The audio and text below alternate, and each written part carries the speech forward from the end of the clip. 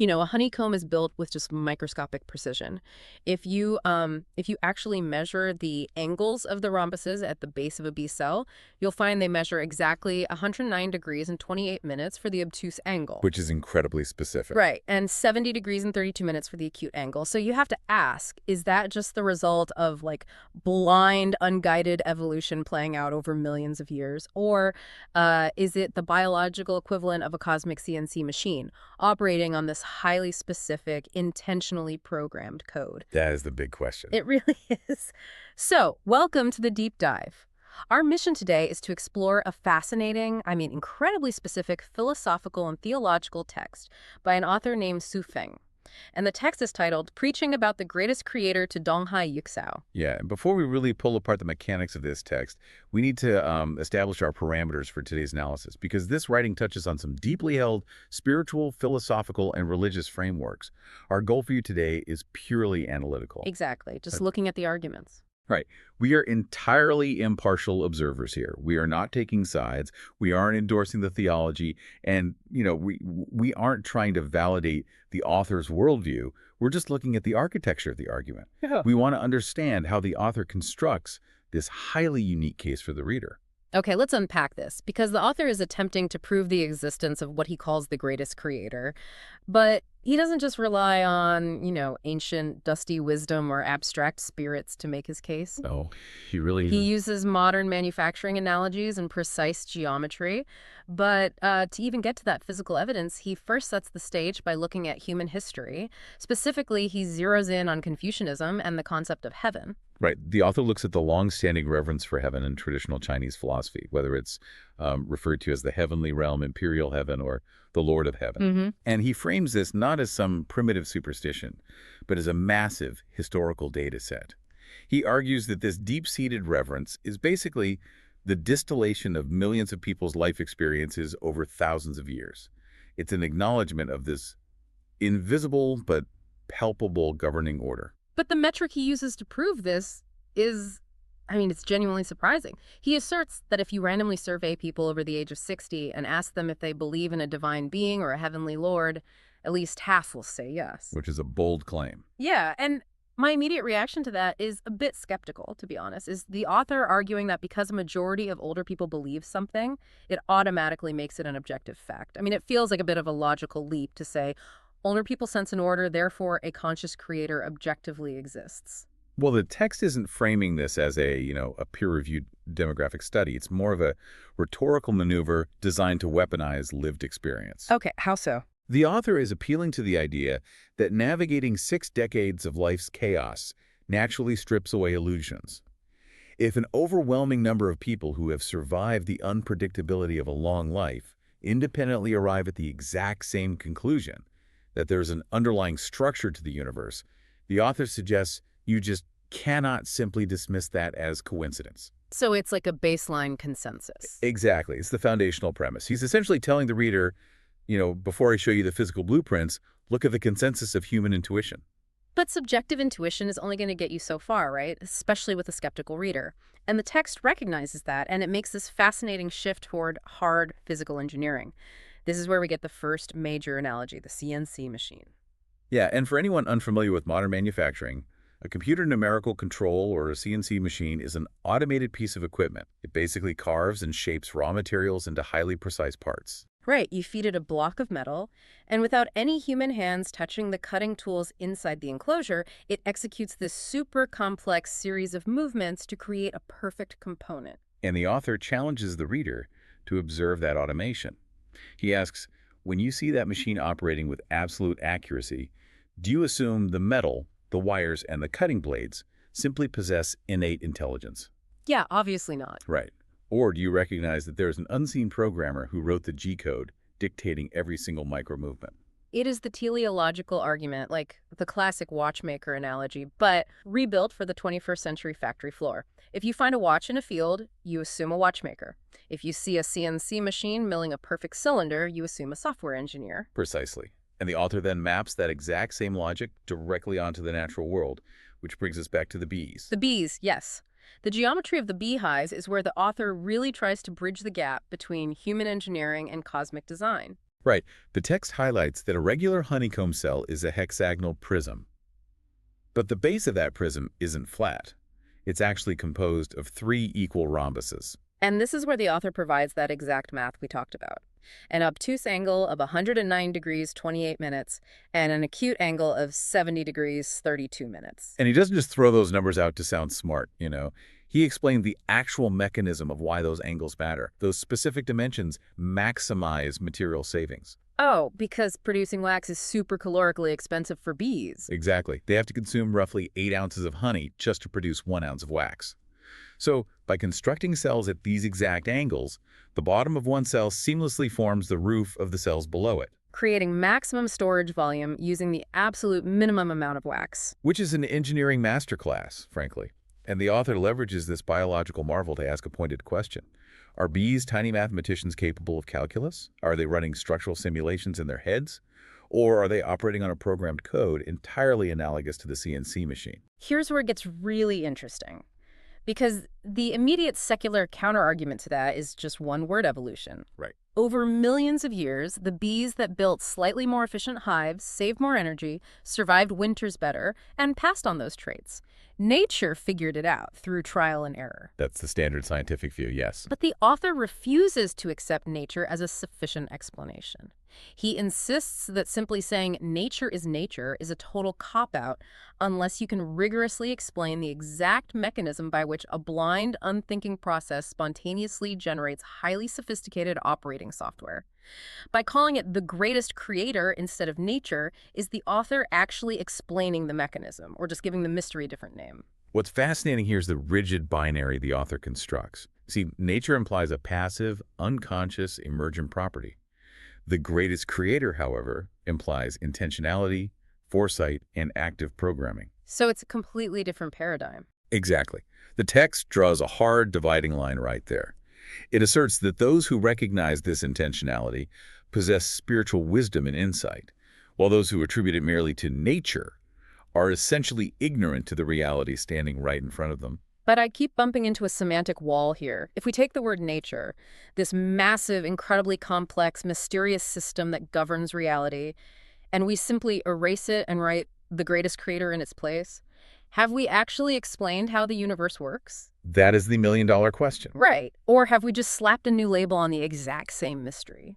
Well, within the logic of this specific text, it is much more than a rebranding exercise. The author is establishing a chain of command. If there is a program, there must be a programmer. And because the author anticipates that the reader might still cling to the concept of blind nature, the text initiates what feels like a rapid-fire cosmic interrogation. Oh yeah, it is a relentless philosophical checklist. The text systematically demands an ultimate source for every single facet of existence. The author observes that everything in the universe moves. So what was the initial driving force that pushed the first domino? Right. Everything has a spirit or an animating energy. Where did it come from? There's cause and effect. What was the uncaused first cause? This mirrors classical philosophical arguments, doesn't it? Like Aristotle's concept of the unmoved mover. It absolutely does. The text demands that the reader acknowledge a hierarchy of life and then asks, what sits at the absolute apex of that hierarchy? Who or what established the foundational order of the cosmos? And he targets these massive universe-breaking questions directly at the recipient of the text, Dong Hai Yixiao. It almost borders on dark humor. After asking who established a cosmic order, he rhetorically asks, can you say that the highest form of life is me, Dong Hai Yixiao? Are you going to say I, Dong Hai Yixiao, established the order in the universe? Yeah, it's an aggressive but highly effective tactic to dismantle human ego. And the author uses another modern analogy to really drive this home. He looks at the interconnectedness of all things, comparing the universe to the way computers are linked globally through the internet. Right.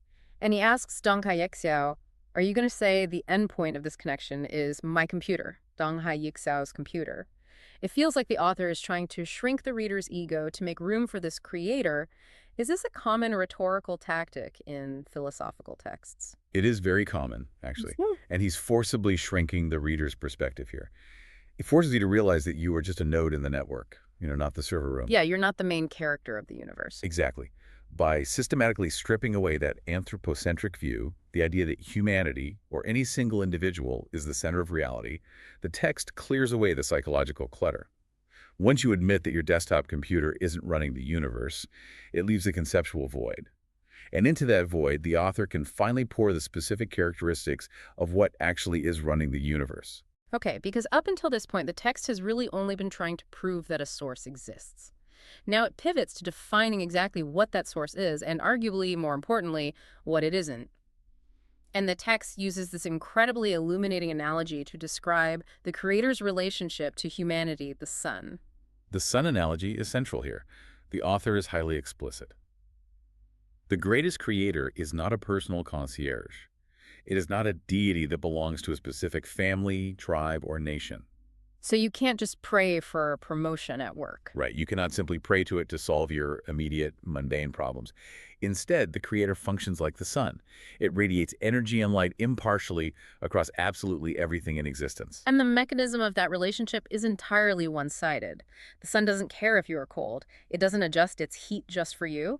How much energy you absorb is entirely dependent on your own actions. Yep. If you choose to step out into the light, you get warm. But if you choose to hide in a dark cave because you are afraid of the light, the text states very bluntly that it is your own problem, not the sun's. The sun continues to shine regardless. To solidify this impersonal structural view of the divine, the author provides a very strict, uncompromising rubric.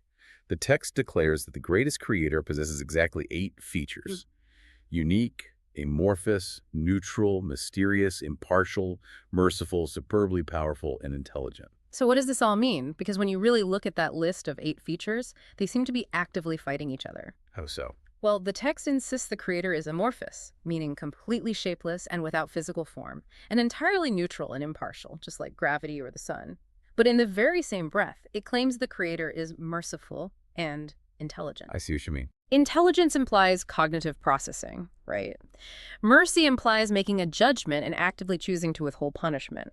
If the creator is entirely neutral and amorphous, how can it simultaneously possess human-adjacent traits like being merciful and intelligent?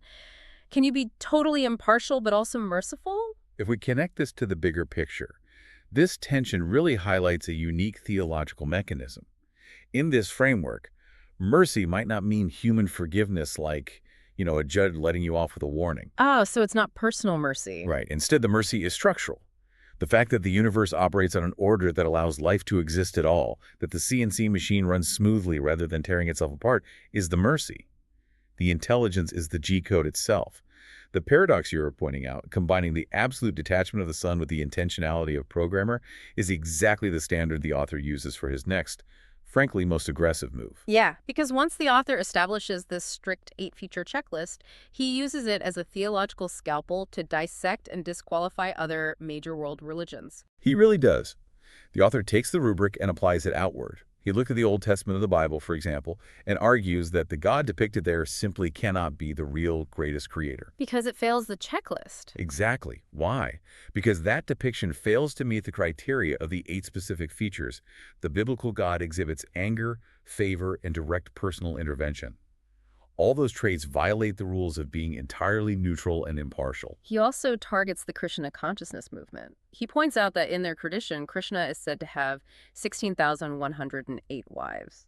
And for the author, this is an immediate hard disqualification.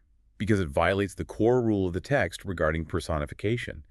The author mandates that the real creator is entirely neutral, which means it is neither male nor female. Oh, I see. Therefore, assigning human relationships, human desires, or human biology to the creator is a profound error. So you cannot give it a gender, you cannot give it spouses, you cannot give it human emotions. The rule is absolute. Any attempt to personify the greatest creator is fundamentally incorrect. Now, taking an axe to the Old Testament and Krishna is guaranteed to invite massive pushback. Without a doubt. And the author knows this. He fully anticipates intense resistance against his specific framework, which the text identifies as Lifechanyuan's faith. This raises an important question about how belief systems defend themselves. The author asks rhetorically, why do people vigorously resist the greatest creator of Lifechanyuan's faith? His answer is a psychological masterclass in preemptive defense. He writes that when the truth is revealed, the false cannot hide. Wow. It's the ultimate, they only hate us because we're right argument. Basically, yeah. The text claims that because false beliefs are fragile, they inevitably collapse when exposed to the actual truth. Therefore, the people holding those false beliefs panic. They have to resort to slander and defamation to protect their illusions. Let's really look at the architecture of that argument, because it creates a perfectly closed logical loop. By defining his text as the truth and anticipating all criticism as slander, the author builds an impenetrable fortress around his theology. Right, so you can't even argue with it. Exactly. If a critic reads this text and points out a logical flaw, the follower of the text is instructed to view that critique not as a valid argument, but as the desperate thrashing of a false belief system trying to defend itself. It's like a software firewall that automatically quarantines any incoming code it doesn't recognize. The act of arguing against the text is taken as physical proof that the text is correct. You can never lose a debate if you define your opponent's disagreement as evidence of their ignorance. It completely immunizes the belief system from outside scrutiny. It does. It's a hallmark of high-control frameworks or highly insulated dogmas.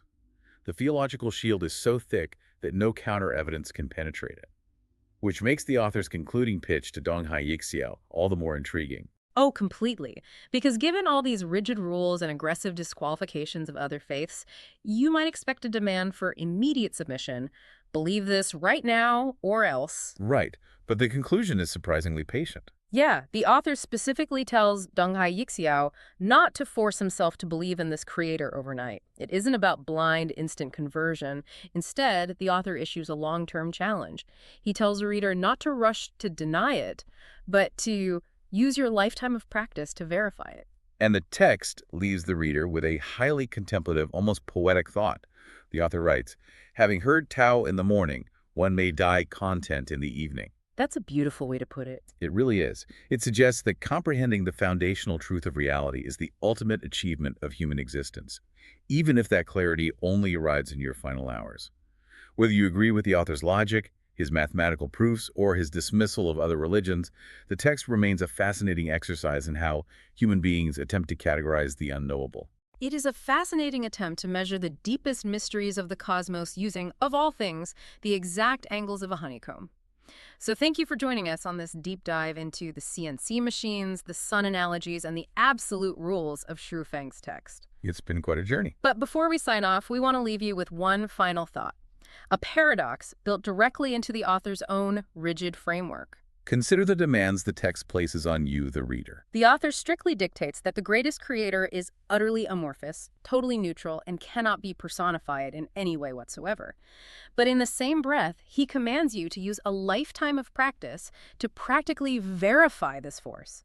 Imagine trying to prove the existence of something that, by its very definition, refuses to take any recognizable shape. How exactly does one use a lifetime of practice to practically verify a force that is completely indifferent to your existence? Keep questioning, keep exploring, and we will see you on the next deep dive.